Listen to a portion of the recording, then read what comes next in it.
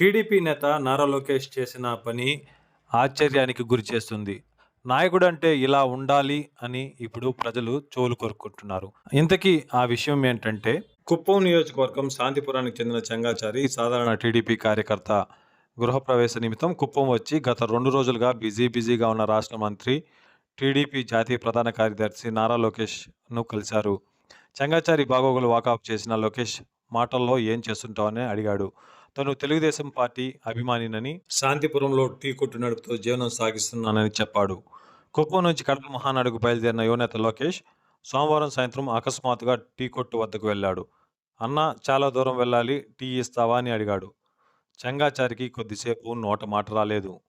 తమ అభిమాన నేత నేరుగా తమ కొట్టుకు రావడంతో సంబరమాశ్చర్యానికి లోనయ్యాడు. యువనేత లోకేష్‌కు టీ గ్లాస్ అందించాడు. వ్యాపారం ఎలా ఉందని అడగ్గా చెంగాచారి స్పందిస్తూ, సార్, నేను 1994 నుంచి తెలుగుదేశం పార్టీలో ఉంటున్నా. చంద్రబాబు గారంటే అభిమానం. నేను టీడీపీకి చెందిన వాడినన్న కోపంతో గత 5 ఏళ్లుగా నా టీ అంగడిని మూయించేశారు. గత ఏడాది జూన్ 12న చంద్రబాబు గారు సీఎంగా ప్రమాణ స్వీకారం చేశాక 17వ తేదీ మళ్లీ టీ కొట్టు ప్రారంభించా.